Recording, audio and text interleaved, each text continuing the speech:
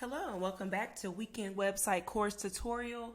I am coming to you today with a tutorial on selling digital products with LearnDash. But before we go any further, if you're watching this video on YouTube, make sure you like and subscribe to the YouTube channel. Thank you so much.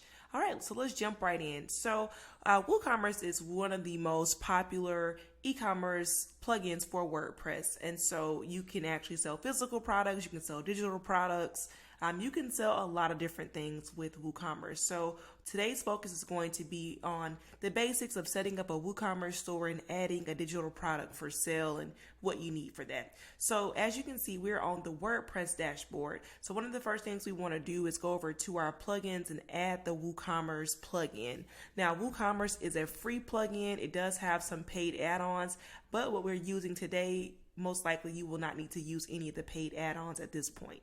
So let's go ahead and add that plugin. So I'm going to search WooCommerce here. And let's go ahead and get WooCommerce installed.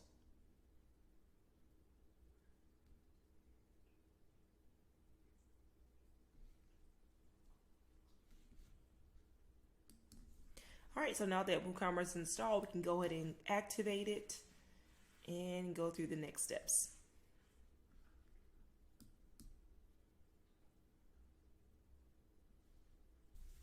Okay, so once you click activate, you're going to be taken to the WooCommerce onboarding wizard that will help you get everything in your store set up. So one of the first things you're going to set up is the address for your store.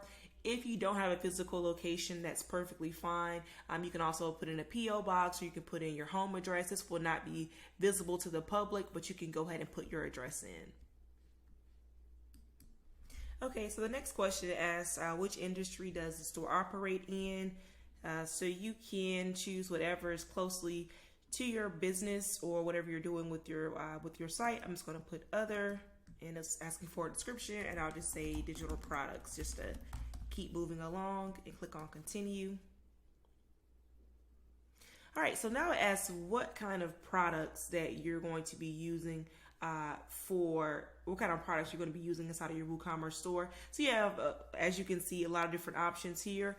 So we are going to be using it for downloads. I'm going to unselect the physical products. And as I talked about earlier, WooCommerce has some paid add-ons where you can do subscriptions, you can do memberships, bookings, bundles, a lot of different things with WooCommerce. But today we're just focusing on downloads or digital products. So let's go ahead and click on continue. All right, so now it asks how many products do you plan to display. So right now I'm just going to click on 1 through 10. I'll install, or I'll add at least one product today. And it asks, are you currently selling elsewhere? No. And you can also check if you're setting up a store for a client. So go ahead and click on continue. All right, and so they have some additional business features if you want to add that on, which include WooCommerce payments, WooCommerce shipping and tax, Jetpack, MailPoet, Google listings and ads. That is completely up to you. I'm going to uncheck this box. Any of the add-ons I want to add, I'll just go in and do those manually. So go ahead and click on continue. All right, so now it's going to ask what theme you want to use. Now this is a brand new install for you. You can definitely use the storefront if it's like going to be an online store. If you already have a theme installed, which I do, you can click on continue with my active theme. So it just gives you an idea what you can do with it if you want to choose a different theme. But for this tutorial, I'm just going to continue with my active theme.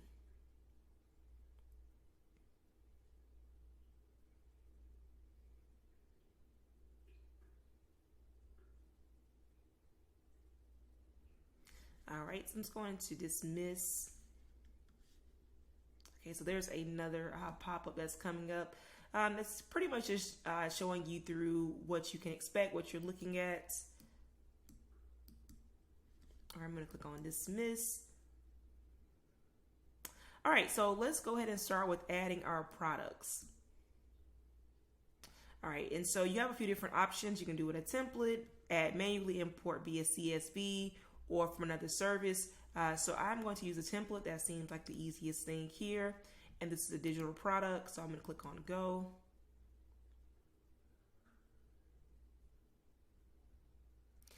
All right, so let's give this product a name. let's see here. What product am I going to use? I'm just going to say test product. All right, and here you can see this is going to be the description for the product. Once you scroll down the page, and I'm going to come back over to the sidebar once I scroll all the way down, but you have the different types of products. So it can be a group product, an external or affiliate product, or a variable product. So just a quick breakdown. Simple product means that it doesn't have any variation. So it is not like a t-shirt where it may come in small, medium, or large. It's just sold in one way, one thing, and that makes it a simple product. So for this, most digital products, I would imagine they're going to be simple products. And if it is digital, if you selected the digital product from the previous step, it's already going to have the virtual and downloadable check. All right, so now you want to set your price. You have the option to also set a sales price if you would like to. Now this next section is also important. So depending on how you are going to deliver the files, you want to make sure you upload whatever file that is here. So say you have multiple files. As you can see, you have single 1, single 2. And if you, for example, what I use Google Drive folders to actually put here, or you can actually upload the file directly to your WordPress site. So if say it's a PDF, you can actually upload that PDF file and it will go ahead and put that PDF here. So when the person or when the user checks out, they will be delivered that PDF file. All right, the next section is you have download limits and the download expiration. So you want to set how many times you want to let people be able to download it.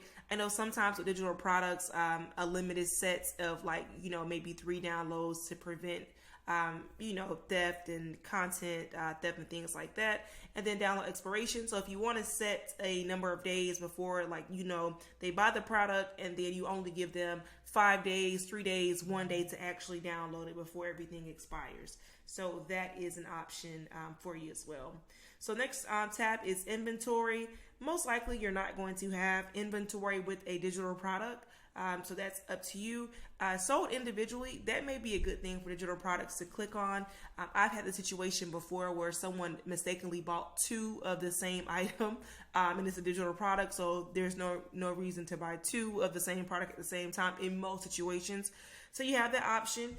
You can also give it a SKU number. That's totally up to you. I'm just gonna do TP1 as my SKU number.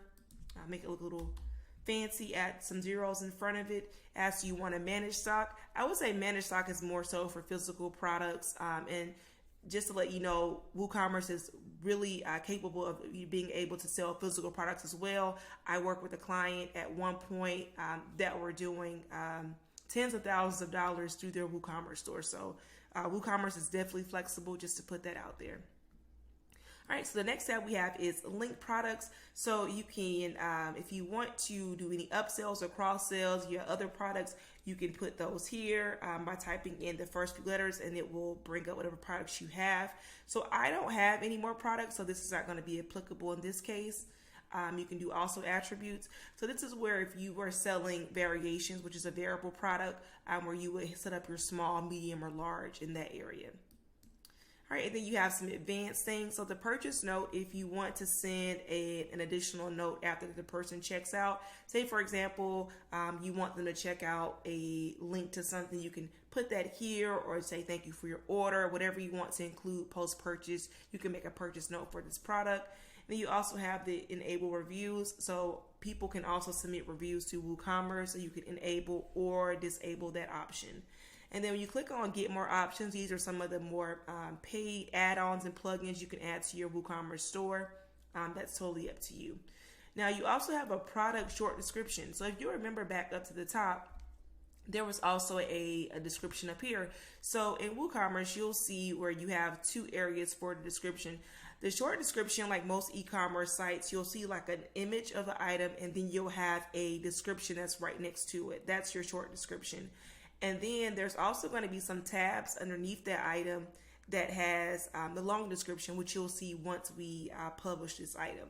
Now, the second part to this is we want to go over to our categories. So if you want to assign your product to a category, and I would think that digital products and physical products, you most likely have a category. So if you sell, I don't know, email templates, you may want to call this an email template category or a website template category. That is totally up to you. You can also tag your product.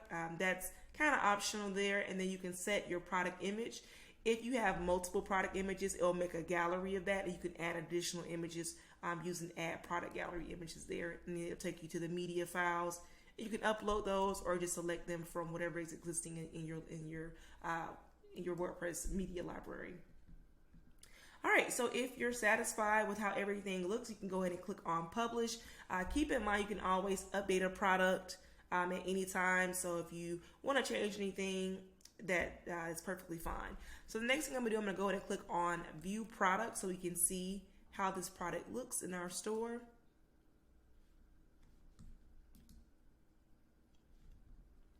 All right, so as you can see here, we have the product image, we have the name of the product, the price.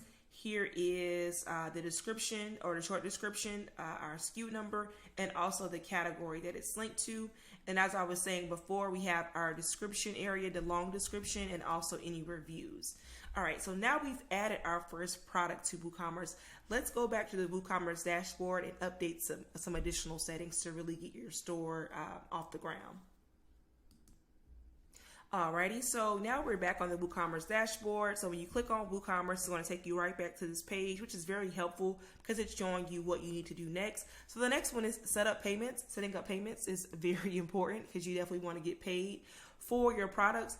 The cool thing about WooCommerce offers multiple gateways. Of course, PayPal and Stripe are going to be the most common, but there are several, hundreds of different payment gateways out there. So no matter what you're using, if you're using, for example, Chase payments, that's a thing. There's one, I believe Authorize.net is another. So there's lots of different payment gateways that's out there. Now, by default, you have WooCommerce payments, which I believe is basically a Stripe service that WooCommerce offers. There's no additional charge to you other than the fees that Stripe takes out. So you can go with WooCommerce payments, or you can set up Stripe, PayPal. You can do cash on delivery, direct bank transfers, and these are going to be more like offline payments. So that's totally up to you. So let's just go ahead and click on Get Started with WooCommerce payments, and it's getting everything set up to install WooCommerce payments. So let's just give that a second. All right, so the next step here is to go ahead and configure the WooCommerce payments account. So when you click this, it's most likely going to take us over to WooCommerce payments or Stripe to actually get everything set up. So I actually can't complete this process because I am on a local website. We talked about local in a few tutorials ago about how you get that set up. So I won't be able to actually go through this process. So that's just showing you the payment side of things. So let's go back over to the WooCommerce dashboard and just look at what else we have to complete to get everything started so we can start selling our products.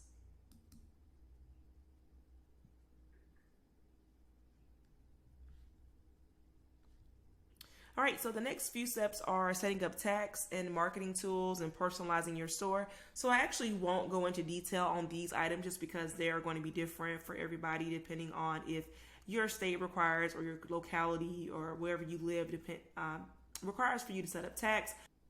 So WooCommerce is really awesome because you can go through all these steps and get your store launched and going in no time. So I'm going to go ahead and end this tutorial here. I hope that this was helpful for you, and thank you for watching.